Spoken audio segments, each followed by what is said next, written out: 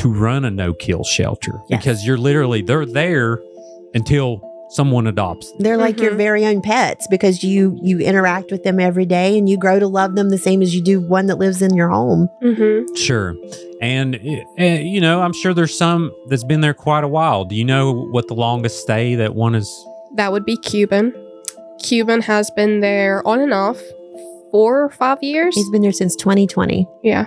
2020? Wow.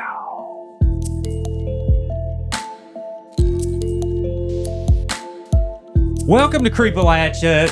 Let's strap in for some cuddleness, some cute factor, and some depression. Today, we have Nancy Johnson and Hannah Cottle with the Humane Society of Raleigh County. Thank you all for joining us. Thank you. Yeah. So for anyone that doesn't know, I just stopped by randomly and was like, hey, Hannah, I want to pay for some adoptions. Let's get some puppies adopted. I don't know. Have they been adopted yet? Out of the 4, have you been able to check? Which you did Roscoe, Bella, Alfredo, and someone else. The third one is blanking. The fourth one. To my knowledge, they are still there, but the fourth name I am blanking on. Gotcha. Well, get your fannies out there. Adopt those 3 that you heard the names and the one no-name dog. They'll tell you which one. Yeah. But anyways, that's how we kind of started having this conversation. So thank you for being here. Let's do some background information first. Nancy, we'll start with you. Okay. Give me some background on you, what your involvement is with the Humane Society and all that good stuff. Okay. I started out volunteering in around 2011. And I think I joined the board of directors about 2015 or so, 2014, 2015. And I've been on the board of directors ever since. I became the president of the board of directors in late 2018. And I've been president ever since. Heck yeah. Thank you for your service with these fur babies. What about you, Hannah? So I came into the Humane Society to originally start volunteering also because I was wanting to go to school to be a vet tech. Obviously, that has changed. And I ended up getting a job there cleaning kennels. And then I moved up into the position I'm in now, which is volunteer and outreach coordinator. And next month will make 3 years I've been working at the Humane Society. Well, congratulations. So let's talk about how long has the Humane Society been around in Raleigh County? It originally started in 1950. Some volunteers opened a Humane Society because they didn't like the way the animals were being treated at the county pound. It lasted about 20 years and it kind of shut down, went to the wayside. And then let me look at my notes here. I can tell you the year. Take your time. We're not going to hold you to it. In 1979, a former editor of the Beckley Post-Herald, Walter Massey, started the new Humane Society of Raleigh County. And in 1988, Miss Kathleen Kepler passed away, and she left an endowment to build the new shelter and the land to build it on.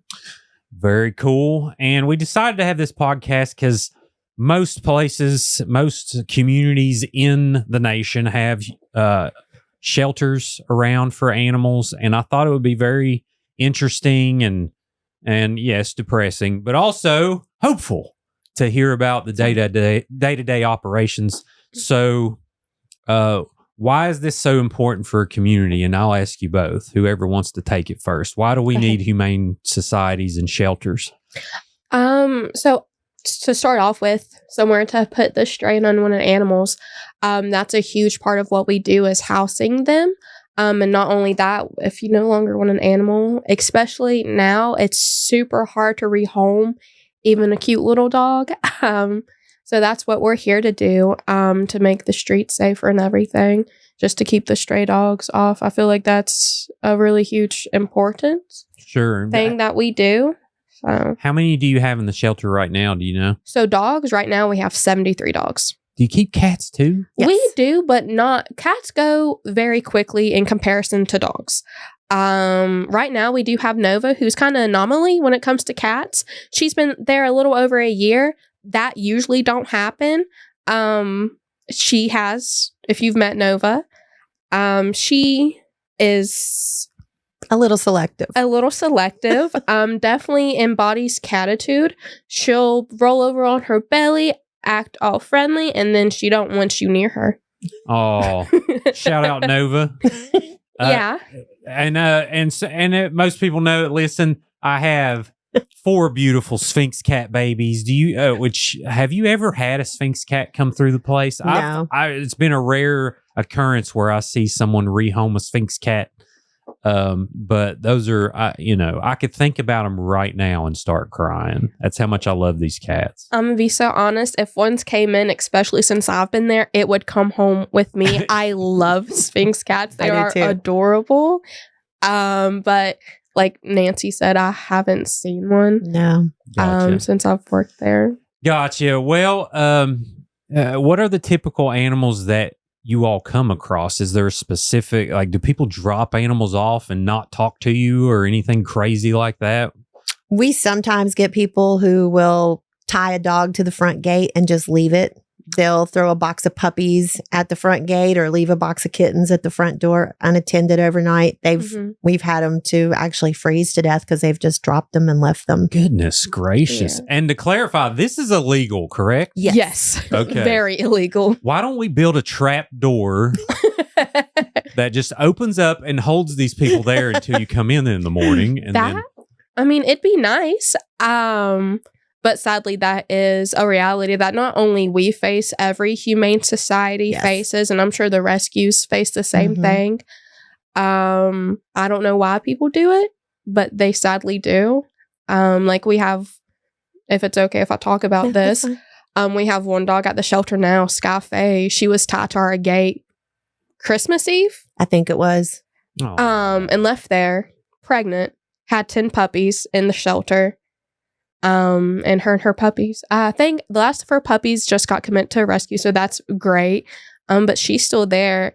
And to meet her, I don't see why anyone wouldn't want her. She is the sweetest dog.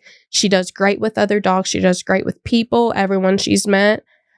Of course, I obviously have a heart for animals. I just don't see how you could do that.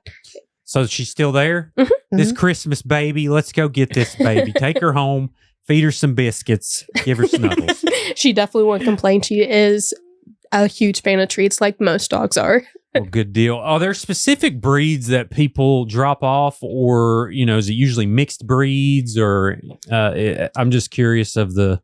In our area, I feel like it's mostly, and correct me if I'm wrong, Hannah, mostly pit bull mixes, some hound mixes. What we lovingly call the West Virginia brown dog, where we don't know exactly what it is. It's just a big old brown dog. Right. We get a lot of that. No, we hardly ever get small dogs or fuzzy dogs or the cute little things that everybody wants to get. What's the capacity that the shelter can manage? Is there a specific number that, like, the fire marshal's like, all right, no more dogs? We have room. We have cages for 70 dogs. And like she said, we're full right now. We try to leave 2 cages open, one for emergencies. Car hit dogs, stuff like that. Right. Like if we have, I'm trying to think, like there was an accident and the person was injured and they had a dog in their car. We hold it until someone in the family can come and get it. So we need a place for that. I would say 1 out of every 5 adopted animal gets returned to us. So we try to keep a cage open to be able to take our own back. Oh, that's depressing. So they're like, oh, I can't manage this. Yeah. They'll take it home and it's a little rowdier once you get it home than it was at the shelter because it was terrified at the shelter. And, it ate a shoe in 3 days. And so they just bring it back. They just abandon it. And I mean, sometimes it's legitimate and I'm not condemning anybody because it's the right thing to do. So, but it does happen. Sure. Well, it's a big responsibility that people don't really necessarily realize. Right. Absolutely. Before. And, obviously it's a big decision. I'm not just saying anyone go out there and say, here you go, Junior, here's your new, 3-year-old pit bull or, whatever. But which I think pit bulls get a bad name. They do. Yeah. And don't get me wrong. In every breed of dog, there is some that aren't going to be the nicest or things like that. But they definitely do get a bad rep. And I don't feel like they deserve it. Since being at the shelter, I have met so many friendly pitties or pity mixes. that I don't see why dogs like that, I don't see how they get such a bad rep. Any dog that's been mistreated can be dangerous or vicious. I mean, we were talking about one of my dogs. He was the smallest dog in the house. He was a 7-pound poodle, and he bit everybody that came along. So any dog can be a bite dog or something. It doesn't necessarily have to be a pit bull. I've heard of poodles being real bite heavy. But yeah, it's like you said, how they're raised.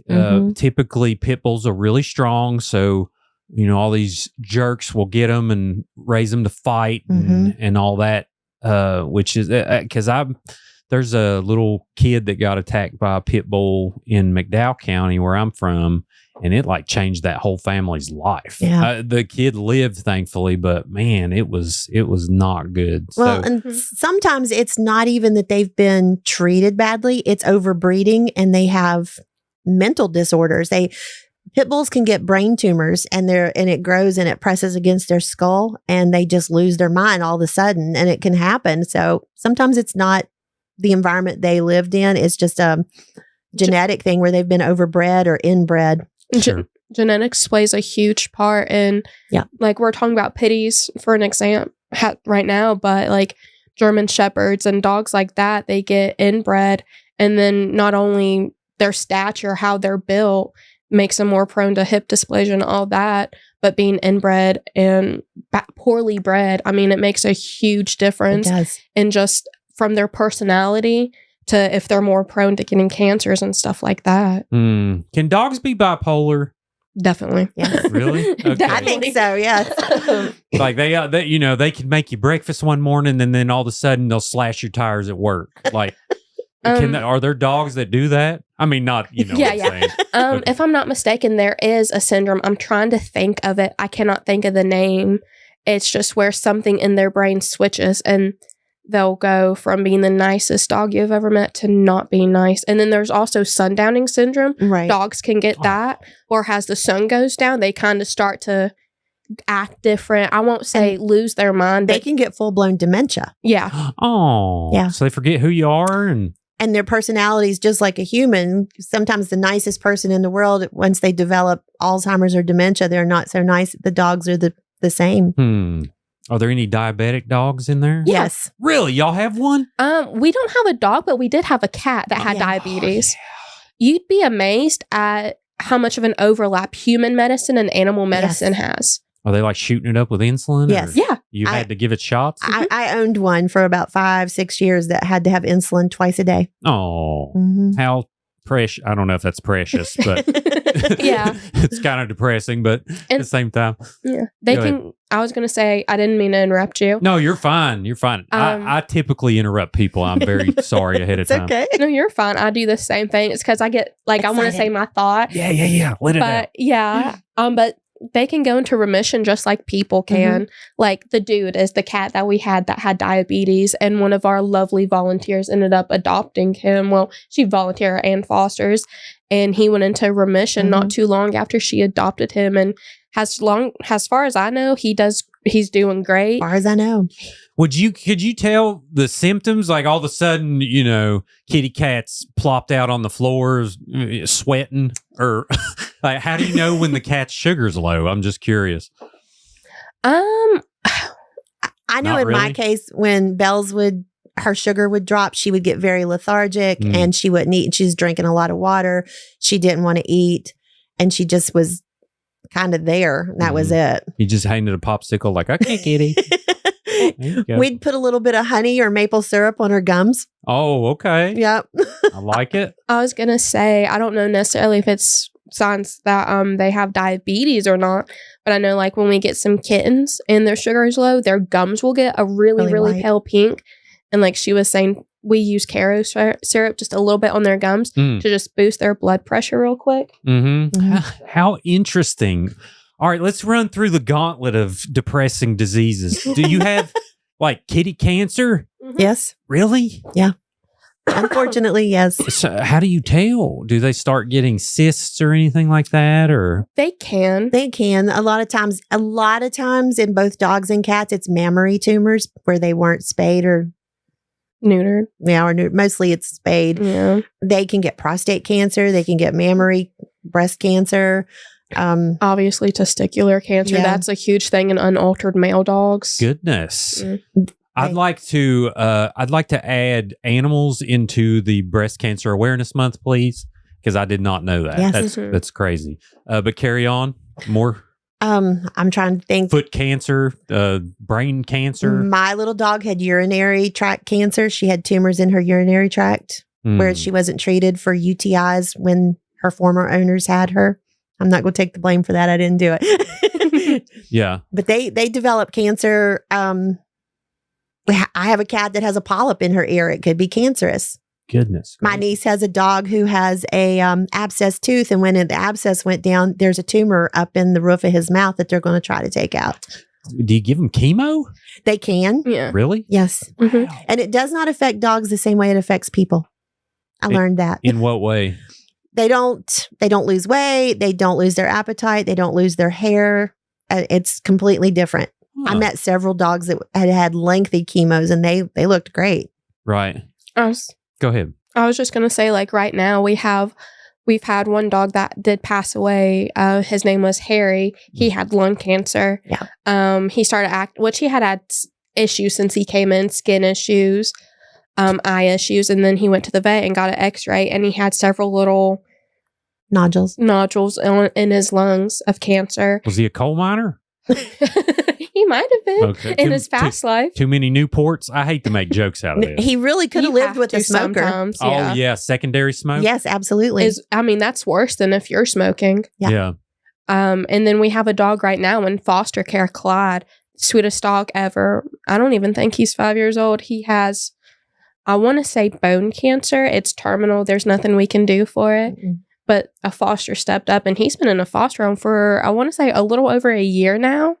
And Maybe he's longer. still doing great. And then Mello, a dog we have at the shelter right now, he had a knot come up. I'm going to say one of his volunteers. He loves Mello. He comes and walks Mello all the time. Noticed it. And we took him to the vet, and they said it's more than likely cancer. But due to his age, they don't want to put him under anesthesia to check it. Because like people, the older you get, and he's not in the best of health because of his age, it's more dangerous going under anesthesia. Sure. And you all are a no-kill shelter. So when you're at max capacity, what happens? Do you work with other shelters, or you try to, find placement for people who bring the animals, or you just say, nope, can't do it? What happens? We can turn people away if we're full, because we are a privately owned business. We are not a county or a city run shelter. And we can say we're full. We can't take we're sorry. We can't take the animal. And that does happen a lot, unfortunately. But there's not much we can do about it, because we don't kill for space. Now, if someone is chronically ill, like if she's talking about Mello, if Mello started to suffer, we would humanely let him cross and be at peace, but not for space, and not just because we can. Because someone wants us to take their Right. animal in. Right. So you do have to euthanize on site in cases like that? It's not sometimes? on site. Oh, it's not on We site? take them to the vet. We had a gas chamber in that shelter for years, and it got pulled out probably around 2013, 14, somewhere around there. We took it out. It's gone. All right. I guess we can talk about that. So I had a dog named Sadie, and she was the best. She was a little puggle. Oh. And she was with us, I think it was close to 12 years, somewhere in there, maybe 14 years. And we had to go and put her down. And you talk about something that shouldn't exist is, why can't these animals live forever? I know. You know what I mean? I wish they could. Yeah. Because we walk in, and the dog is just one of those dogs that goes up and lays down and sleeps with you and cuddles all the time. She was way overweight, which was my fault. But she just would, lay there, and we'd snuggle all the time. And I just took her, and then we went in. And for the people who, and I'm going to describe this, and I'm going to try to not cry.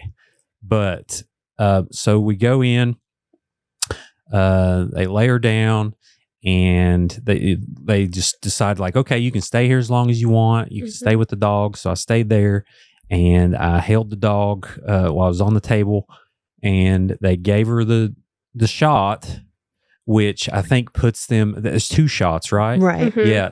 So the first one puts them to sleep, and then the second one stops their heart. Yes. And I was a wreck. I understand. Yes. And it was just so sad. And that's what I think about when I think about all these animals that go to these shelters. Now, think what you want about no kill or kill. I'm just explaining how hard it is to run a no kill shelter, because they're there until someone adopts them. They're like your very own pets, because you interact with them every day, and you grow to love them the same as you do one that lives in your home. Sure. And, I'm sure there's some that's been there quite a while. Do you know what the longest stay that one is? That would be Cuban. Cuban has been there on and off 4 or 5 years. He's been there since 2020. Yeah. 2020? Mm-hmm. Wow. Where did Cuban come from? He was an owner surrender, if I'm not mistaken. So someone, I'm not sure the circumstances, decided they did not want him anymore. And he has been at the shelter since. I will say, Cuban's a big dog. He is high energy. He will parkour off you. Do like backflips and stuff? Mm-hmm. Nice. And he's been adopted several times and returned for those reasons, because they can't control him, or he's more than they can control, which I completely get. Absolutely. Sure. How old is Cuban? Can you guess? 5 or 6. He's been there pretty much his whole life. I can look. Just give me a second, and I can tell you 1,000% sure how old he is. Oh, take your time. So if we have some circus freaks out there that love to do backflips, bring Cuban in the house. Y'all do your thing, and let's find Cuban a home. Is a boy dog? He is. Yes. Boy dog. Do you get like a specific ratio of boy versus female, or not really? It just vary. It just varies. We have him estimated at about 6 years old and 8 months. This is what he looks like. Oh, you can hold it up right in front of the mic there. If you hold it at the mic, they'll be able to see it. Yep. There's Cuban, y'all. Let's go. Okay. Y'all need a dog to do some backflips in the living room, because your life is boring as crap.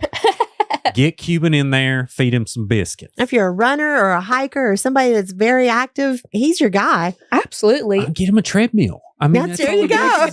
All he does is need to exercise. Come on. All right. So, who else? Is there any other dogs that speak out to you of like, you know what? I mean, really, let's get any. Did you say 73?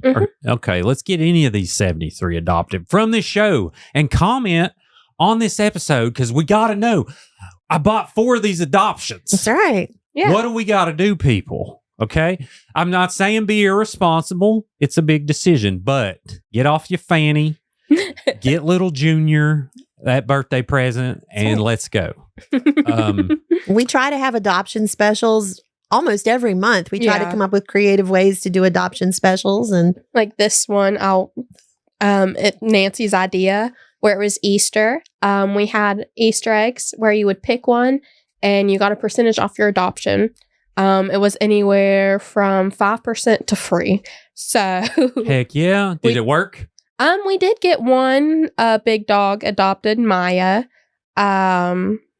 She did get adopted, and I actually think they only paid like $10, $15 I was for gonna say her hers was adoption very fee. it was very cheap. I think it was like 13 maybe or something, because I just saw it last night. That's not even one combo at Arby's right now. No. So, I mean, look at that. You get a furry friend, you'll have the rest of the rest of their life, your life, who knows. But anyway, let's go. So I got the website up here. The 5K, is that where the Creepalachia logo? What's the 5K coming up? It's May 3rd. May 3rd. Tell me about that and what's going on. So, we decided they used to host that annually. Sorry. Words are You're hard doing sometimes. good. You know, enunciating's tough in It's Appalachia. overrated. But Yes, you're it really is. good at it. Well, Hannah, thank so you. I try not to sound like cornbread. I know I do sometimes. You got to let that banjo pick every now I and mean, then. I am from Fayette County, you know.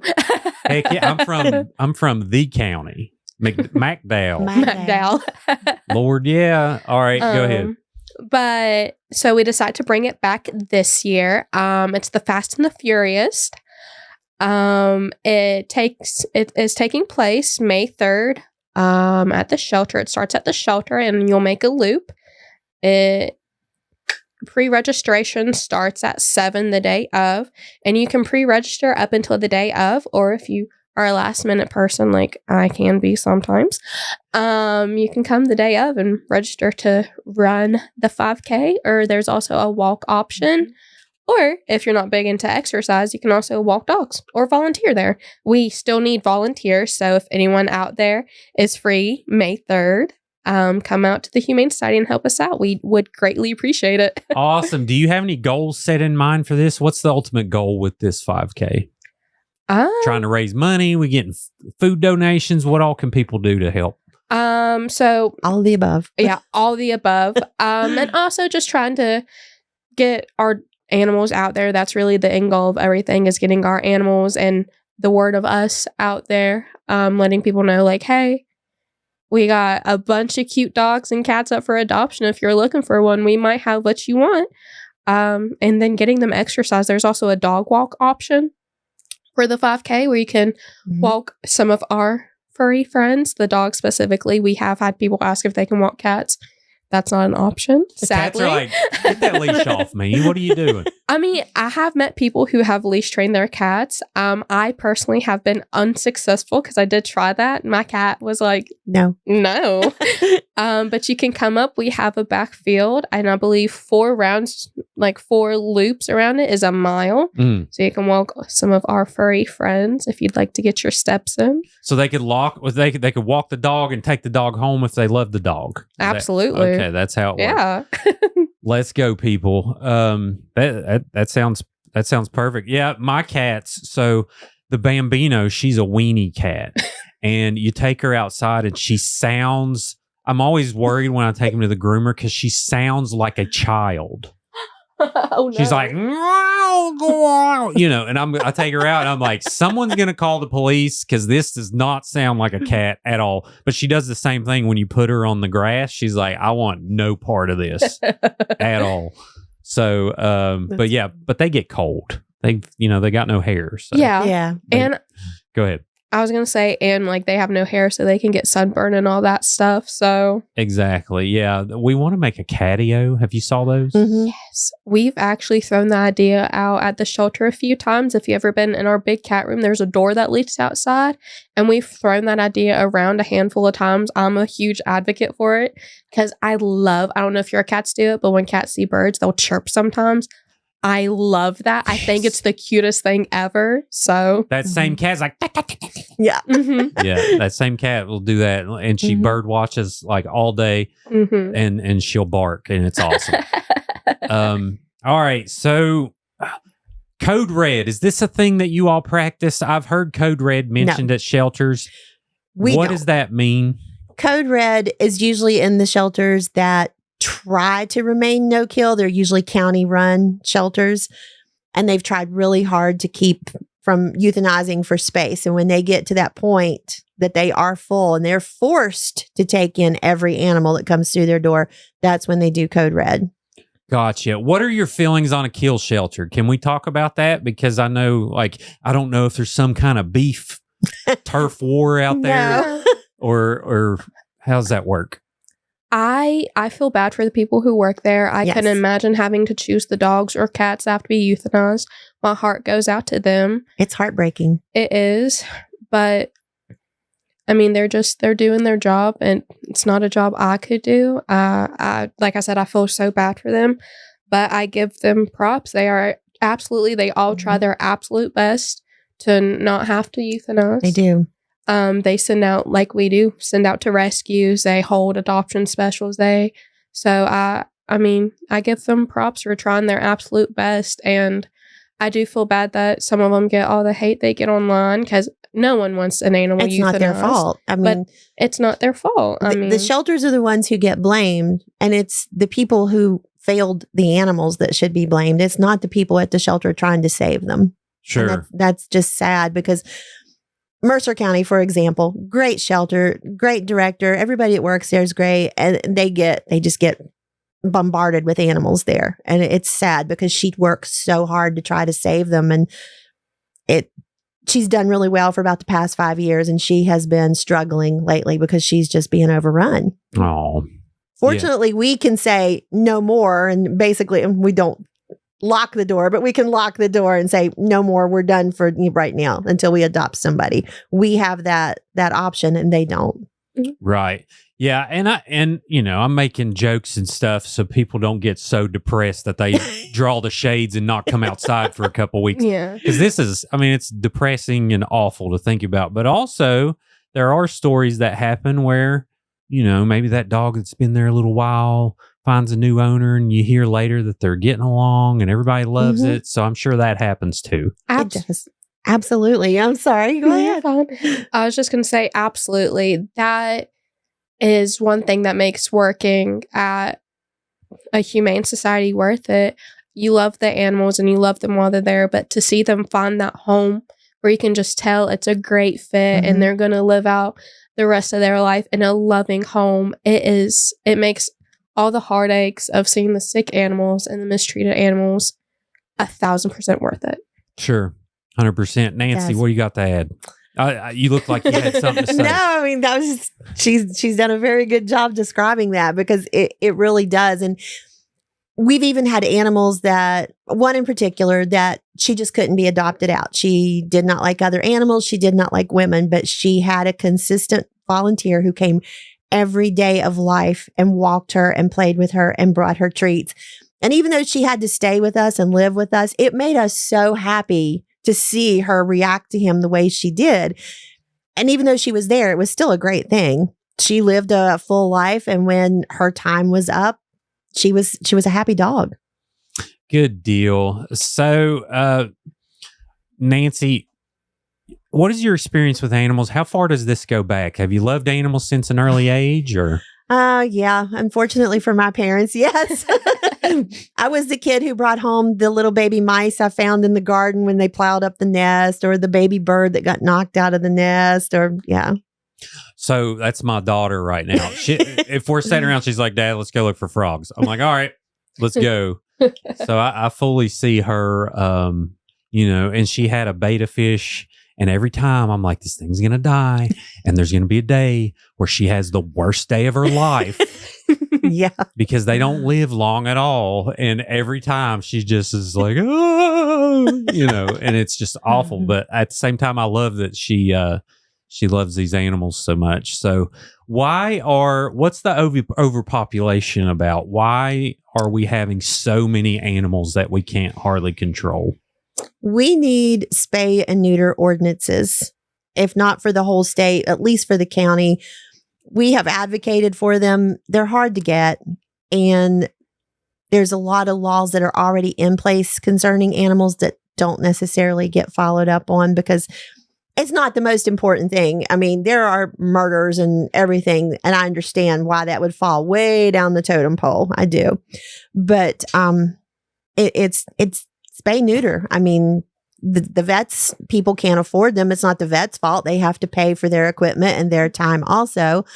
But people economy is bad. Inflation is bad. They can't afford to do spay neuters. They can't afford to do shots. And the laws would make a huge difference. Sure. And having low cost available closer to home rather than Charleston would make a huge difference also. You know what screwed us up? When Bob Barker died and stopped having his tagline on The Price is Right. You remember? I remember. That's what threw a wrench in the freaking chain. It did. Yeah. But yes, spayed and neutered, y'all. Don't play around.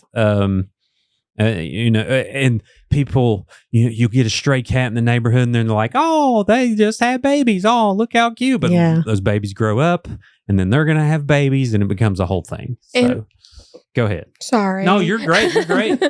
And especially when it comes to cats, they can populate with the quickness. As soon as that mama cat is done nursing, she can get pregnant again. And in fact, tomcats will come and kill kittens so that mom cat can go into heat again.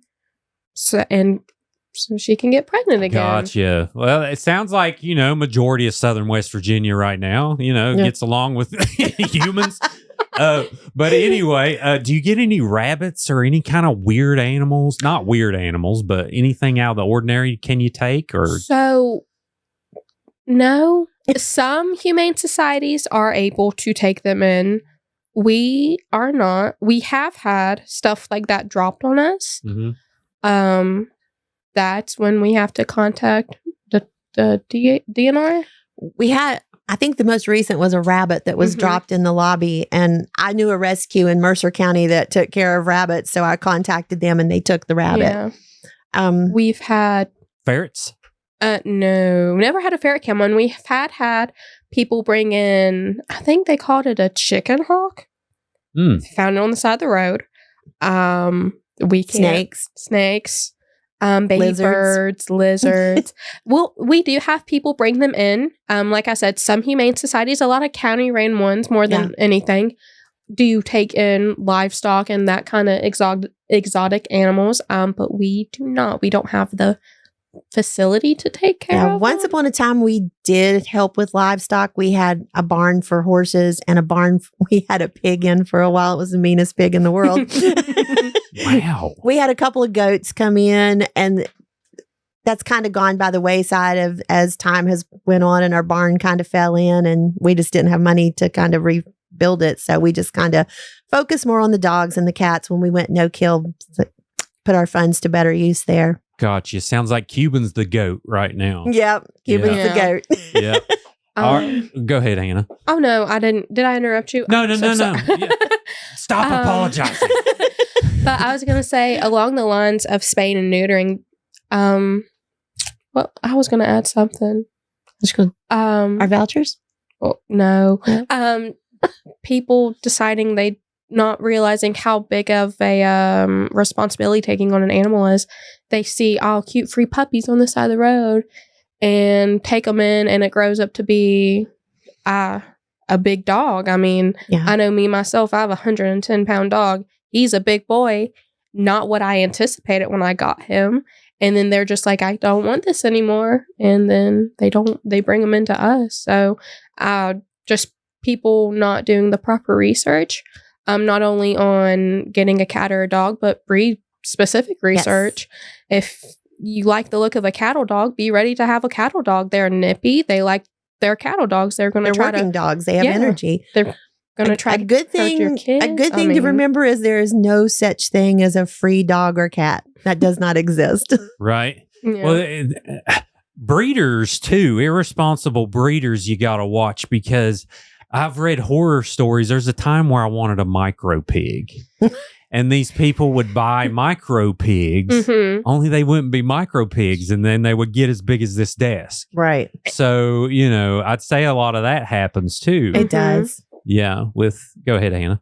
Oh, I was just going to say, and with micro pigs in specific, the way they stay small is you starve them. You don't feed them the amount of food they're supposed to have, so they stay small. Right.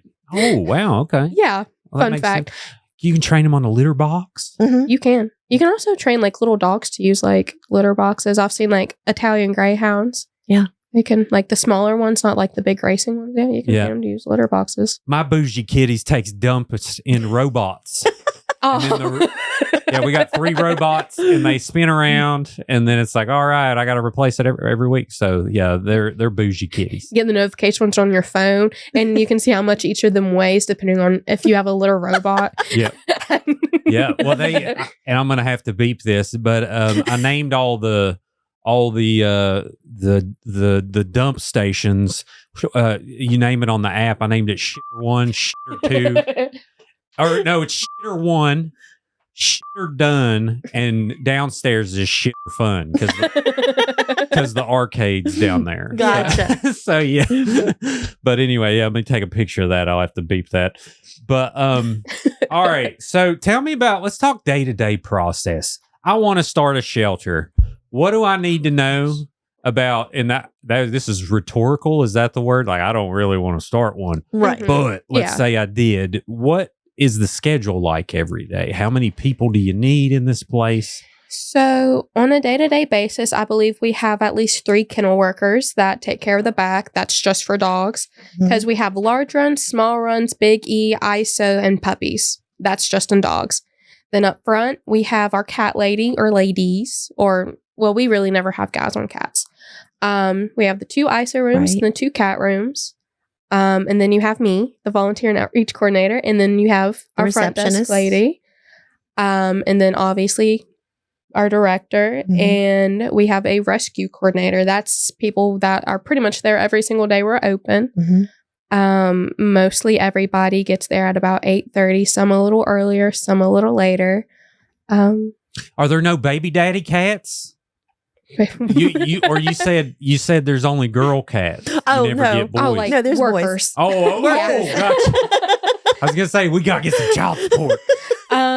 Really, guys like to work with the dogs Yeah. overall. I mean, of course, everyone has a preference, whether they admit it or not. But overall, at least since I've been there, guys seem to weigh towards the dogs. They and do. Girls weigh towards the cats, worker wise. So And we're going to have more employees than, say, a kill shelter or a county shelter. Mm-hmm. Why is that? Because we have more long-term animals and that we try to get every dog out for 15 minutes a day. I think that's the ASPCA Mhm. recommendation is 15 minutes of interaction time per day. So they're trying to get these dogs outside if it's warm enough or not raining or whatever and spend some time with them. And where we have them long-term, they get a little more attached and spend a little more time, I think. I'm trying to think of the best way to put that. It's just more cleaning, I think, because they can come into a kill shelter and be like, we need to get rid of 10 dogs today. And that cuts down on the work, that cuts down on the amount of employees needed, whereas we don't do that. Right. So you got around 73 butts in this institution.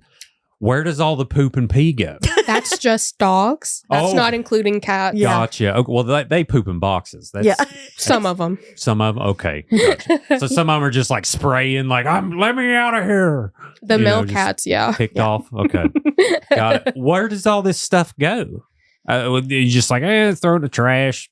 Let someone else figure it I out. was like, this is all you. Yeah. So when you go into clean, you scoop all the solids out, whether we do try to give some dogs blankets if we know they don't chew it up, but even the good ones will chew them up every now and again.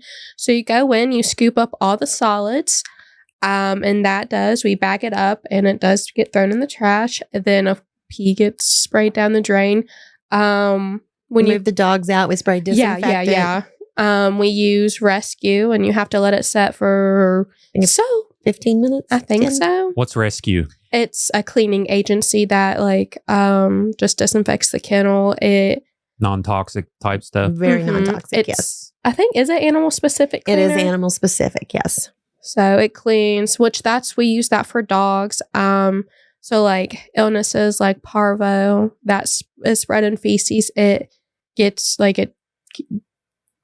can't think of the word. Neutralizes.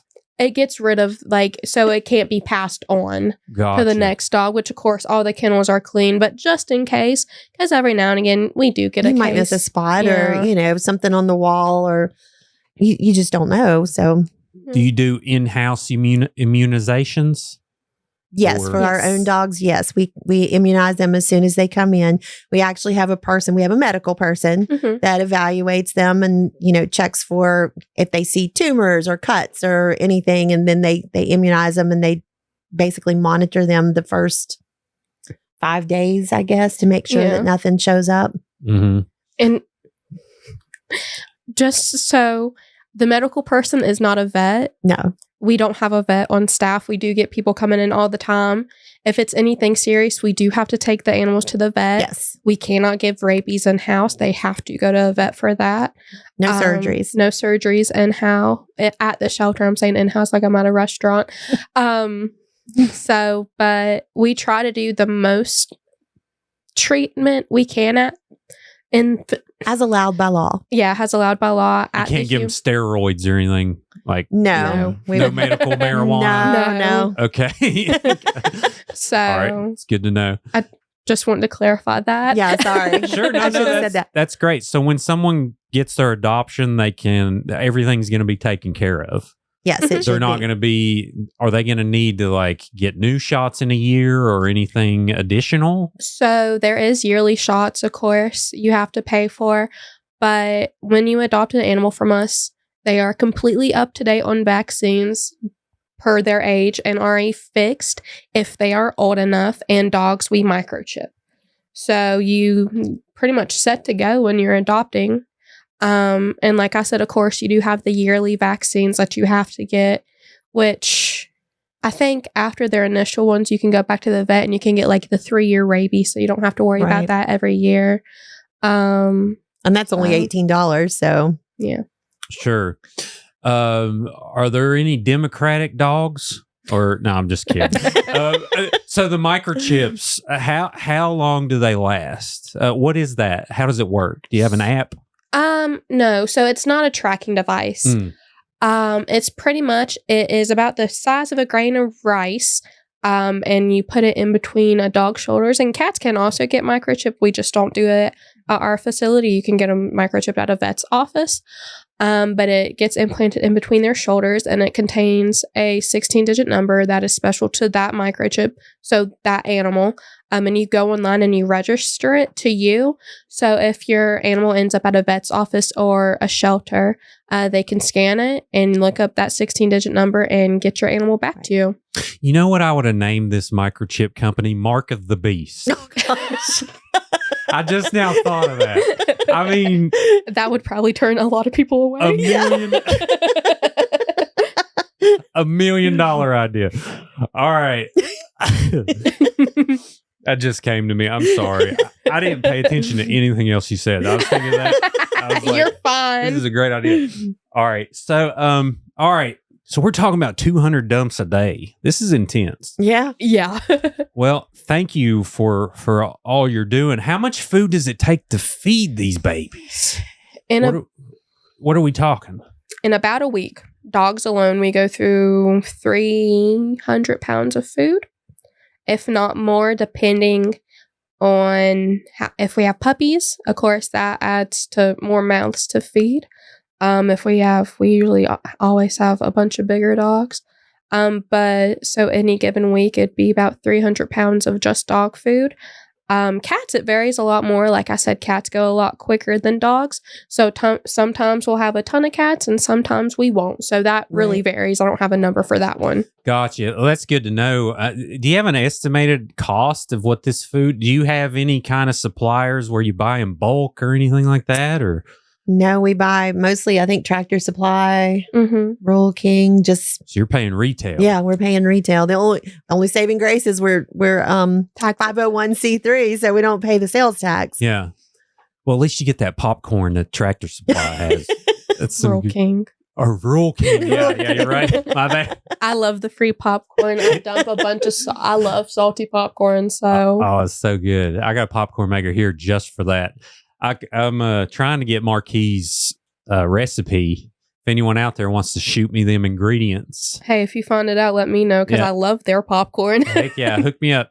But all right, so and you get a lot of donations. Do people bring food? You get like weekly donations, or is it kind of sparse?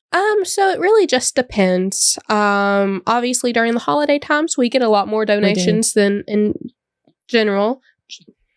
It's sporadic. We do have people who consistently donate, and we have a pet food pantry that we try to keep stocked also. So like if you were to walk into the shelter and, you've fallen in hard times, maybe you lost your job this week and you can't afford to feed your dog. If we have a bag of food we can give you, we will. So the dog can stay in its home and not be abandoned or have to be turned over or something. How nice. It's a nonprofit, right? Or, yes. Okay. So it's not county ran? No. How do you stay open? Because it's a good sized building. You got power. You got, all these dogs that are lifers. Right. You got some serving LWAP. You know what I mean? Like, how do you pay the bills? Donations. We live and die by donations. We do get grants, but most grants are specific. Like they just don't say, here's 20 grand, get what you need. It's like, here's 20 grand, you have to put a new set of windows in the building. It's very specific. The other thing that saves our lives is estates.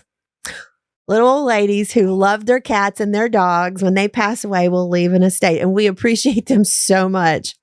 That's amazing. Like just those Appalachian grandmas that are like, you know what? I hate people. Right? I'm going to leave everything to the Humane Society. You would be surprised how many times it happens. Not enough, but we Sure. we appreciate it. We absolutely do appreciate that. And That's like so nice. Nancy was talking about specific grants, like we just did the vouchers. That's a specific grant. It's a different amount every year. I think this year, West Virginia Department of Agriculture provides it. This year, they gave us $22,500 and we match it. And if you qualify under low income, they ended the 1st of April. So I'll put that out there right now. So that ended the 1st of April. But if you qualify under low income, like EBT, Medicaid, SNAP, any of those things, sorry. That's okay. You got to take a shot of liquor now when the phones go off. Sorry. That's the rule. The vouchers are free. You just take them to the vet and they'll fix your animals. So, and even if you didn't qualify under low income, they were a $25 donation. So it's still a heck of a deal. Yeah. Do you get a lot of people, like random podcasters, come in and be like, here's, some money? No, we do not. Okay. I think you were our first. Hey, perfect. Cool. Well, and of course, if someone's listening out there, let's get this place loaded up for the winter. We do love the birth of baby Jesus, but let's not wait to donate until that time. Let's get it going before then. So how can people get a hold of you all if someone has a check they want to give you? How does this work? So there's several different ways you can get a hold of us. Facebook, you can get a hold of us through Facebook. Our website, it has everyone. It has my number. It has our front desk number.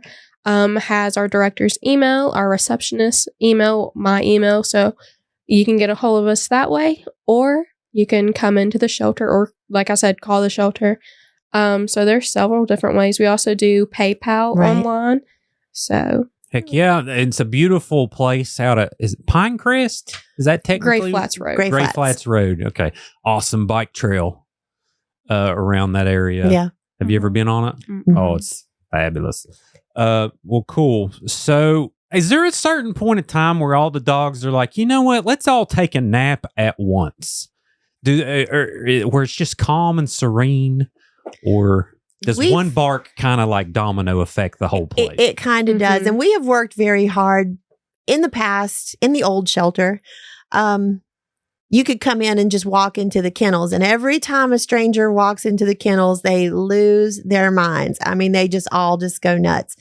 So one of our objectives in the last few years has been to make it a quieter, more peaceful environment for them. And that's when we set up the TV in the lobby where it was touch screens. You could see the dogs there and ask for them to be brought out to you instead of you going to them.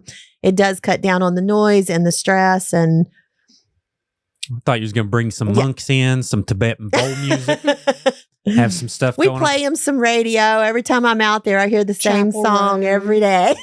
Yeah. Pink Pony Club by Chapel Road plays about 13 times a day, but the dogs like it. Exactly. Yeah, my daughter loves that song. That's so funny. Well, and I love the screen you got out there. That was very handy to do that. And if you all haven't watched on our 4-month anniversary is when me and Hannah pitched these dogs, and they're, as far as we know, those 4 adoptions are out there paid for. So if you're listening, go check out that video on our Facebook page and see if you want one of those babies. And let's get them home. Absolutely. Yeah, for sure. Well, all right, final thoughts. Where is the Humane Society going? What are the hopes for the future?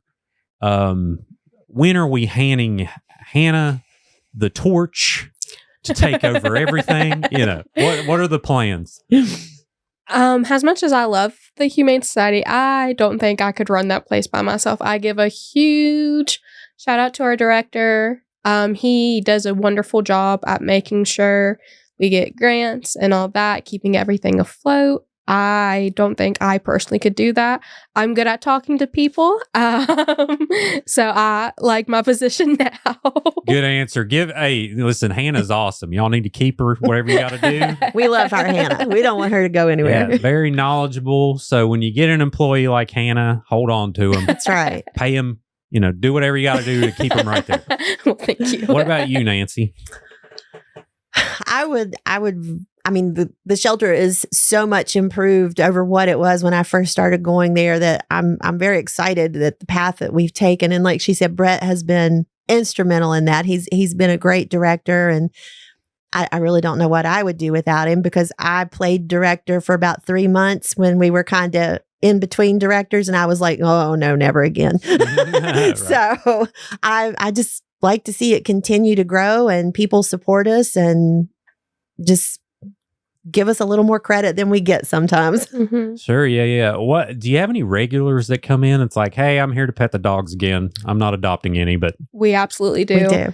I can think of this one girl who fell in love with a dog, and due to her circumstances, cannot adopt him right now, but hopefully she's trying to smooth it over on her parents to be able to take him home. come on, parents. And like I said earlier, Mello, he has one guy that comes and walks him all the time.